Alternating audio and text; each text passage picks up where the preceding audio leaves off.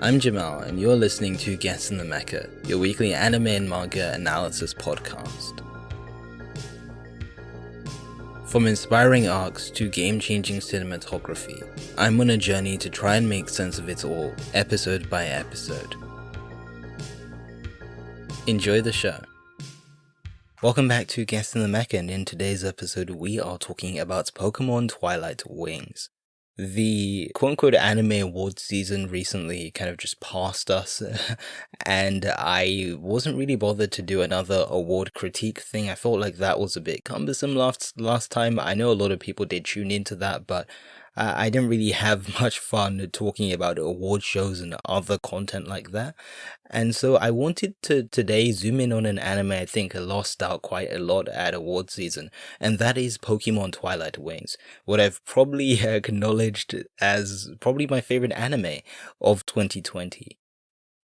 So in this episode, I basically just want to talk about this anime, not just in regards to award season, but why I think this is a really good anime. I am gonna be straight right now and say that I cried while watching this anime. Honestly, I cried multiple times, and I don't think that's for no reason at all. So I want to go into that. I want to give you some takeaways, and yes, just another episode of Get In The Mecha, really.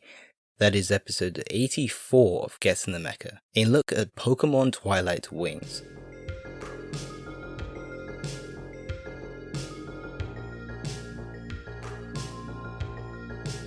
Before we get into the analysis, I like to give you alerts for spoilers, and I also forgot to introduce myself. I am Jamal, for anyone that is new to the podcast. I like to talk and think about anime. I try to be a bit deep with it, but whether it is deep is up for interpretation. But I do hope you enjoy your time here. We analyze anime to the death. And so yes, every episode I like to give you spoiler alerts in case there are any. And in today's episode, there will be spoilers for Twilight Wings. I am going to be talking about the plot because I don't know how else I can handle this without talking about it. So that is spoilers for all 8 episodes. That includes the extra episodes, so episodes 1 to 7 plus 8 OVA of Pokémon Twilight Wings. I also think it would be very cumbersome if I do a plot summary, or at least one which we would usually do where I have music in the background and everything, because Twilight Wings is centered more around an idea than it is, or a region and an idea, more than it is a linear plotline, or at least a plotline that follows multiple or a few characters very closely and sees their growth. It's very non-linear, as in we see the growth of some characters and then we meet them later, but this anime isn't so clear-cut and linear, and so I will be not doing a plot summary, and instead you can take the fact that this anime is based around the Galar region, or the Galar region, sorry. If I'm not wrong, Galar is actually based off the UK, and I am podcasting from the UK, so things kind of do match up very nicely. So it concerns the Galar region, and there are a few characters at play. I will zoom in on a few of them, but it concerns everything from the corporate element of the region to being a trainer to the championship and all these different things within these 8 episodes. It's about the region as a whole and how these ideas will manage to string and connect together. Right off the bat, and we're diving into our first imaginary bullet point. The thing that I really love about this off the bat straight away is that it showcases a Pokemon region in a way which I've never experienced before, and one which I've always wanted actually. There's a sense of detachment and almost this documentary feeling which comes with Twilight Wings, where rather than following the journey of a specific character and what they're doing, it attempts to comment on the environment around it and how they feed into the environment and the system, which is the Galar region. I don't want to do too much comparison to, say, the original Pokemon series, but if we do look at that, the camera and how we're focusing on Ash, it is skewed to him. And there's nothing wrong with that. That's not a criticism, and in fact, for a kid's show, and Twilight Wings can equally count as a kid's show too, but As a kid show, this makes a lot of sense. This allows us to focus in on who we're watching, and for a kid, attention is needed and focus is needed. We need a narrow focus, and Ash works for that. But Twilight Wings takes a bit of a step back and allows us to process the world around it, and the world which revolves around the people besides just the people themselves. With that being said, it is also very personal and touching too, and that explains why I cried to this anime. It can be very personal and really deep, sort of, as in it goes a lot further than, again, its counterparts in the way that it talks about the corporate side of the Pokemon world and the business elements of it and the societal level of living with Pokemon. It also manages to bring in these much more vulnerable ideas and topics as well, not necessarily sensitive, but stuff like family, which is an issue which we're always, or not even an issue, but it's a construct which we're always trying to work around, and Twilight Wings does not run away from this.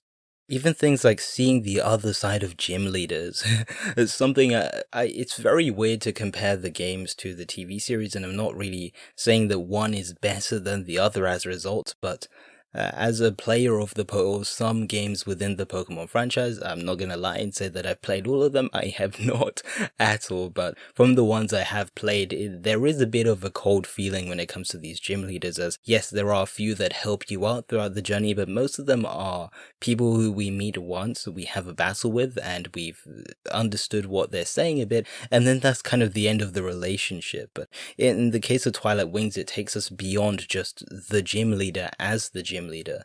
In the case of Nessa, who we see throughout the series as well, we see her personal life and her business life as well that isn't the gym leader, and I think that creates a space for vulnerability within this series. It's about getting to the core of people and what it's like to live in a Pokemon world rather than climb up it. I just realized that this episode is going to bring in a lot of my personal nostalgia for the Pokemon series, but I think that's kind of a good thing, because if we do import that into this episode, I think as a child fan of the Pokemon series and some of these Pokemon games, I don't play Pokemon as much as I did before, but even with that said, I don't think I really understood the concept of society. Obviously, when you're like 5 or 6 or 7 or even 9 or 10, the concept and idea of society is very abstract, and even now, today, it is abstract. I'm still trying to figure my head around what really makes a society, but in this case, Twilight Wings brings that to us. We're able to see that Pokemon exists more than just tools for battle, and for, yes, the original series explores friendship and all these amazing ideas, which I absolutely love, but Twilight Wings peels that back even more and just talks about what it means to coexist with Pokemon and what it means to live a world of which has a creature which doesn't exist in our own. Now I want to talk about a very specific thing within this series, and probably one which it did actually make me cry multiple times, and that is the mini arc of John within this series. John is based in a children's hospital and unfortunately gets tired out very quickly. And disclaimer, I might be exaggerating a bit, but I am hoping, or please bear with me if I do cry or get a bit emotional, because I really love this part. And that is probably why it sealed the best of 2020 list, or just position for me. John's story might sound a lot like other stories we've heard before within this series. It is an aspirational one, but it's one which I think has a bit more nuance, which I want to dive into. John wants to become a trainer, and he is inspired by the Pokemon champion of the Galar region, Leon, in order to become one, as he sees his fights on TV as almost everyone else does. But he has this ambition, and when he finally gets the chance to do it, I think it's very inspiring, or at least when he's given the confidence to do so as he is taken to one of Leon's matches. That was very powerful for me. Episode 7 was probably the make or break episode of the series, and it was the make. It was what solidified it as a phenomenal way of showing the Pokemon world, as it came full circle to the whole concept of vulnerability and everything. by having John see and understand that he has the potential and the agency to become a Pokemon trainer, I think that changed my entire perspective on the series. Because it went from something of just wanting to do something to having the ability to do it, and I'll dive into this a bit more. I know for some people this might not be too much or too impressive. It might not be deep enough, or if anything, it could be too simple for them, and that's fine. But for me, I think where this is a really touching thing is that when we look back at, again, its predecessor, or it's just other Pokemon series like the original, there's a very steep contrast between these characters. I know that some people really like to dub ambitious goal as just one subheading, but I think we have various means of ambition. I don't really have names for these, but where I think John varies from, say, Ash, is that Ash has the agency to become a trainer, and we assume it from the beginning, or not even assume it, it's given right to us. Ash is able to walk into the Pokemon lab, or walk into Professor Oak's lab and get a Pokemon. Yes, he overslept and all of that, but if we take that aside, he's able to get a Pokemon. It's not an easy journey for him particularly, but he's able to do so. And we look at someone like John, who doesn't have the agency, and something I don't think that the Pokemon series that I watched growing up really touched on, or I think it would be too it's not as if it never touched on it, but I think it would be a bit too complicated to go into all the details. But we assume that these kids or these trainers are, yes, they're trainers. Becoming a trainer isn't a difficult thing, but we never consider people who are behind the start line, people who are underrepresented or don't particularly have the agency to simply just become a trainer. And in the case of John, he is one of those people. And Twilight Wings, as I said, which talks about vulnerability and it makes Pokemon a bit more human and society focused, gives us a really good angle into another way of living and looking at the Pokemon world. Looking at one which is about becoming the thing which many people already are, as opposed to becoming the thing which not many people are, such as the champion, Pokemon to me has always felt competitive, and there's nothing wrong with that. I think that's a crucial element of the series and why I enjoyed it as a child and why I enjoy the game so much. It's focused upon rivalry and going against your rival, which you literally name in the game itself. All these things contribute to this idea of you are competing against multiple people, and Twilight Wings strips that back a bit. Life isn't all a competition, and there is competition nonetheless, aka episode 7 and things throughout the series. It's not as if competition doesn't exist, but it isn't the only element to this Pokemon world which we have to experience and explore. And being able to enter the very field of competition is a challenge for some people, and I just love that focus, honestly. Simply telling people that they have the ability to do so when they've constantly felt left behind in life, I think is super inspiring, and it's a message that couldn't be done any better, in my opinion. This one focuses more on giving a voice to the voiceless, or the people that don't particularly have the voice which we would usually expect. And I'm really just referring to the John mini arc. I'm not really trying to refer to everyone else, because there are very prominent people within this series. But it's more so, if we were to talk about the whole series, it's about giving a voice and showcasing voices which we didn't really get within this. Not like, okay, in the original Pokemon games, or just the Pokemon games in general, like you couldn't speak to some of these people. But what I mean is that it is a much deeper interaction, and these people finally feel human as opposed to just sprites and people you're interacting to just to make sure you spoke to everyone in the town you were speaking to. These are genuine people, genuine feelings and nuance in how they view the world and how they understand and relate to Pokemon even. In very short terms, Pokemon Twilight Wings feels very human, and it's a level of humanity which has always existed in the series, but it's brought to the fore. Another great thing is that it doesn't really hide from its roots, which I also am a really big fan of. This isn't something that kids couldn't watch. This is something which I think is still very catered to the kids of today. Am I the kids of today? Not necessarily. And do I understand kids and how they feel? No, not so much, but I personally feel like this is something that a child could watch. It is obviously safe for work and everything, which is great. Pokemon's kind of always been that.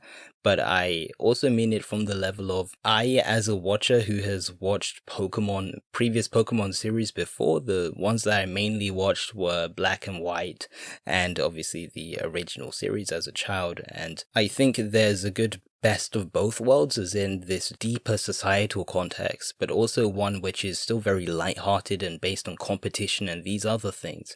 It doesn't need to trade off one thing for another. In order to comment on one thing, it doesn't have to scrap the competition. And Twilight Wings is, I would like to think of it as an all-round series on that basis. This podcast also wouldn't be complete if I didn't talk about animators and stuff, so let's do a bit of that. And Pokemon Twilight Wings is a phenomenal production, at least from the visual level alone, and narrative level too, but it's very well put together and has many amazing names to come with it. Just a few. I can't go through everyone. This isn't really a whole animation episode, but we have director Shinko Yamashita, who you may know as an animator from stuff like Tetsuwan Birdie Decode, or director from the Jujutsu Kaisen openings. Yamashita is honestly stunning when it comes to telling short stories. And when I say short, I don't even mean as in a few episodes like this, but even shorter, from stuff like Shinsekai Yori's opening, or ending rather, or as I said before, the JJK openings, and now this. Yamashita just understands how to bring forward a message and an idea. I think idea is a very key point here, because this series isn't linked by simply its characters, but it's linked by a geographical region and again an idea of vulnerability and just going beyond competition. And so Yamashita is able to take that and construct a beautiful series that doesn't revolve around just only and exclusively the core elements of Pokemon. And I don't feel like many people can do that. When we consider again Yamashita focuses, or has focused quite recently, on a lot of shorter works, I'm not very surprised that they can draw out such within a, say, 10-minute episode, let alone a 1-minute 30-second opening. And then we have some awesome animators. Again, I won't go into them. Two amazing names which have come up in this series though. We have Bahi JD, who's been on too many works to count. Everything from Isaacon to MFKZ to One Piece. Bahi JD's touched it all, and they are an amazing animator, not just in terms of action as well, but just movement. Bahi JD just understands movement so well, and from the Nessa scene, probably one of my favorite scenes within this entire series, they did a phenomenal job on that. And then we have Gogo, or Wellen Zhang, who, again, not particularly touched everything, but they leave a mark everywhere they go, and they did that in this case too, with the final Charizard fight within episode 7, which really sealed the deal for the episode, and the series for that matter. That is all bunched together with amazing compositing and stuff when it comes to color direction and everything, and this series just looks so good and gives Pokemon the beauty and sublimity that it really needs. We're kind of heading towards the end of this episode, and so something I wanted to raise because I'm really curious is that why was this not a thing at awards season, or at least I know r/anime was probably the biggest one to mention this anime. I don't know if it won anything, I'm not too sure, but at least it did meet some of the categories or was nominated for them, so shout out to r/anime. Not like I should be shouting them out because I don't have much of the clout, but at least r/anime did a really good job at this. But for the Anime Trending Awards, which was also a great award, and then obviously the Crunchyroll Anime Awards, I didn't feel like this just reached them very well, or at least it didn't get nominated for anything in the Crunchyroll Anime Awards, which I find completely absurd because at the time, everyone seemed to be really invested in it for a variety of reasons. And I'm just a bit upset because an anime that has gone against maybe the grain of what Pokemon is, in part, not completely, but in part, while also bringing back all that amazing nostalgia from not necessarily things that we are so familiar with. Remember, there's some completely new Pokemon within this series, but also and completely new characters. It's a completely new region too, but it brings the core elements of Pokemon within it and spins that all on its head still to talk about a very different element of the Pokemon world. I'm not saying it's subverting what Pokemon is. That is not the point of this episode. I'm not running it subverts expectations or subverts the genre. No. Pokemon Twilight Wings is still very much what Pokemon is, but it is very selective in what it uses from Pokemon and tries to explore it from a different angle. And I don't know why that wasn't recognized by those who were judges or nominees for any of these awards. Yes, there were loads of competitors, amazing competitors from Great Pretender, which didn't really win anything at the Crunchyroll Anime Awards either, unfortunately, to Akudama Drive, which actually did really well in anime trending and r/anime, and even stuff like Beastars, and if I was even to bring in Donghua into this, stuff like All Saints Street and 4 Killer the 5 Elements, there's a lot of competition, but even so, this series still was, in my personal opinion, above a lot of the competition. So I don't really know how that didn't translate in award season, but it is what it is and it lives within my heart. So with that all done, let's go to closing thoughts. Sorry, kind of abrupt. That's the analysis for this week. I'm going to go to closing thoughts, so we're not really done, and I'm just going to give you a few takeaways, which I've, I suppose, taken from this series.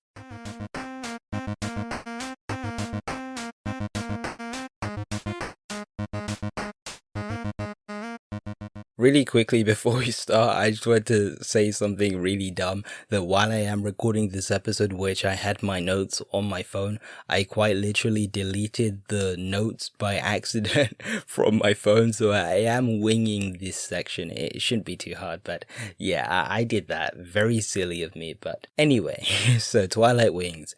What do I love about this series, and also what has it taught me? And the big thing which it has taught me, which I can remember from my notes app, was that I think Twilight Wings proved to me that I am a very emotional anime viewer. I know I do these analyses and I sometimes go into these, not necessarily saying that these are so good and philosophical deep or something like that. It's not really a judgment of them, but I do kind of try to think a bit deeper about anime. I try to go deep and try and dig through the layers. But that being said, it is still and always will be an emotional response, and Twilight Wings, because I said I cried, really brought out the emotional element of this, or of me as a viewer.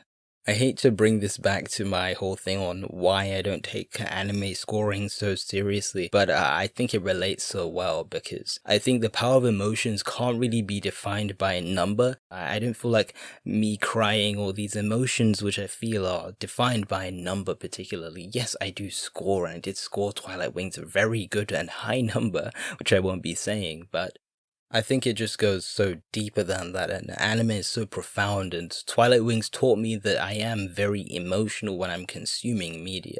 Emotion, by the way, I don't necessarily mean it's just crying, it's getting excited, it's just smiling, it's frowning, it's everything. It's about how you feel when watching it, and I think Twilight Wings deserves a lot of credit on the basis that it has that gravity to make me feel bad or amazed and crying out of joy for these characters and people within this world.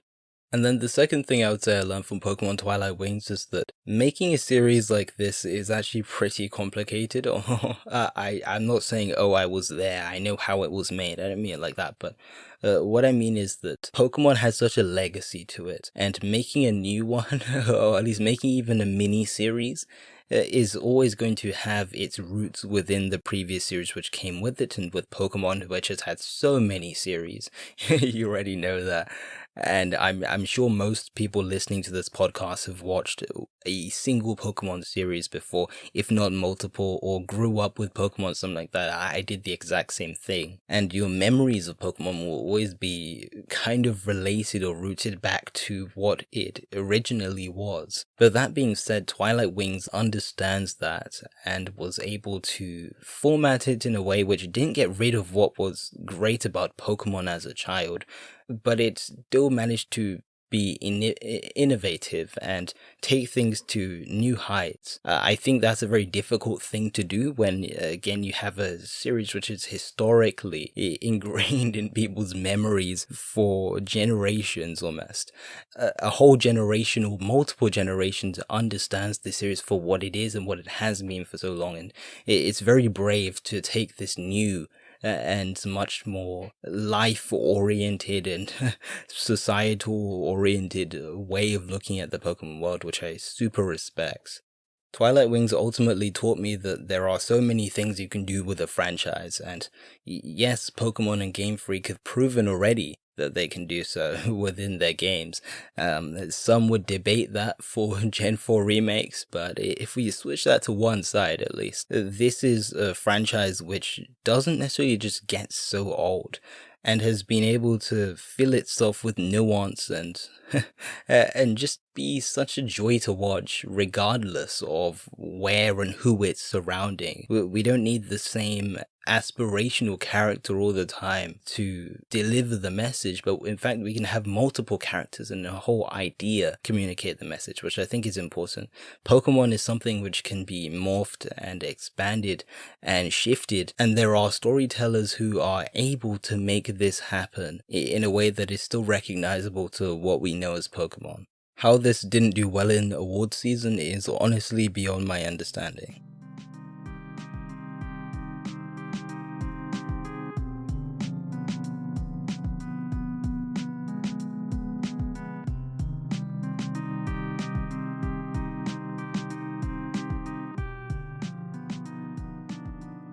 Thank you for listening to this episode of Get In The Mecha. That has been episode 84. I hope you did enjoy this episode, and if you did, it would be lovely if you left it a review on Apple Podcasts or wherever you do get your podcasts.